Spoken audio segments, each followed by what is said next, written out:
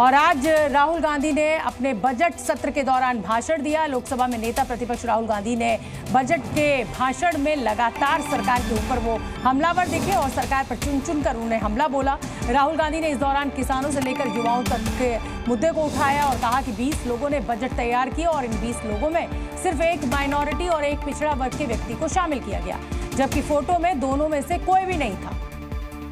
तो 6 लोगों का चक्रव्यूह जो है वो देश चला रहा है, ये शिव की बारात को नहीं हरा सकता।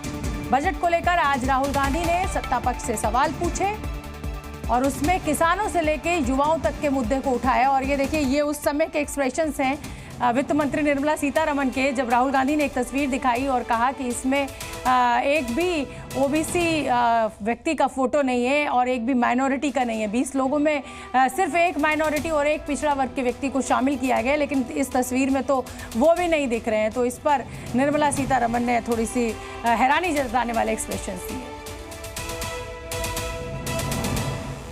प्रधानमंत्री ने मिडिल क्लास को ऑर्डर दिया तो मिडिल क्लास ने थाली बजाई।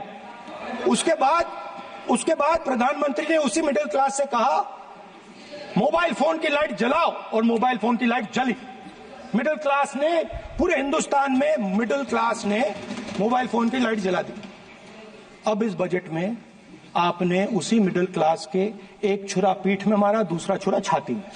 पेपर लीक के बारे में फाइनेंस मिनिस्टर ने बजट में एक शब्द नहीं कहा है। युवाओं के लिए पेपर लीक सबसे जरूरी मुद्दा है, उन्होंने एक शब्द नहीं कहा है पेपर लीक के बारे में। एक बार उन्होंने पेपर लीक नहीं कहा और उल्टा जो एजुकेशन बजट में पैसा देना चाहिए था वो आपने 20 साल में सबसे कम पैसा दिया है। 2.5% ऑफ बजट इज गॉन।